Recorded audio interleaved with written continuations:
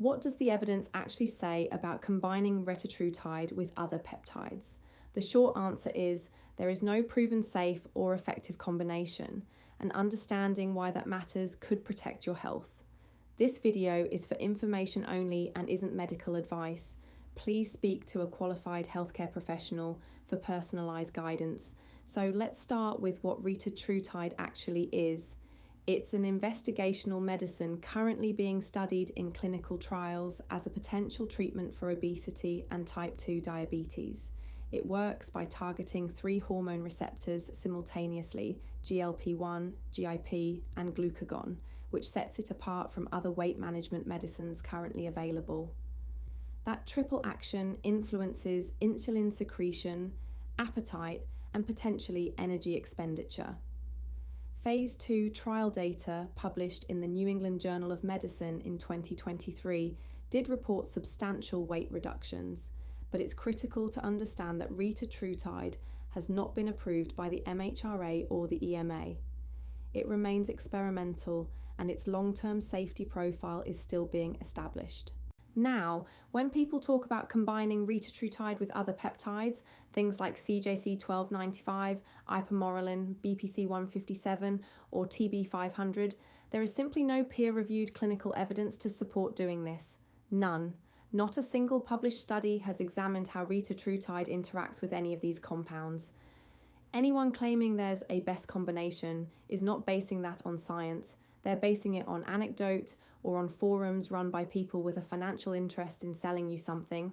It's also worth knowing that the peptides commonly discussed in these protocols are themselves unlicensed in the UK. The MHRA has warned that these substances may be counterfeit, contaminated, or mislabeled. You often have no reliable way of knowing what you're actually injecting.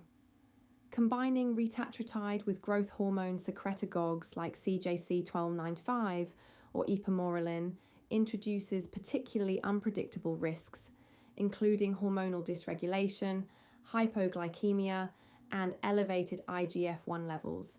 These are not trivial concerns, and BPC157 and TB500 are separate unlicensed compounds with their own poorly understood mechanisms, none supported by robust human clinical data. So what are the safer conversations worth having? If you're looking for medical support with weight management, there are regulated, evidence-based options available. Semaglutide, available as Wegovy, and tirzepatide, available as Mounjaro, are both licensed in the UK. They have established safety profiles, are manufactured to pharmaceutical standards, and are prescribed and monitored by healthcare professionals. Eligibility and availability depend on NHS guidance, so speak with your clinician about what might be appropriate for you. If you are currently using or considering any unlicensed peptide, please be honest with your doctor about it. They're not there to judge you, they're there to help you make safe decisions. One more thing on safety. If you experience severe abdominal pain, persistent vomiting, or jaundice while using any of these substances, stop immediately and seek urgent medical attention. Do not wait these symptoms out.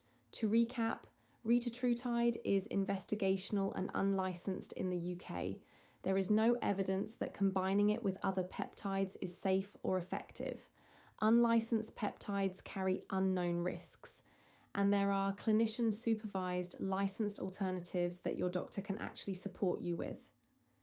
This video reflects UK guidance from the MHRA and NHS and may differ from guidance in other countries. If you found this helpful, leave a question in the comments. We read them all. And if you want more evidence-based health content, like and subscribe so you don't miss what's coming next.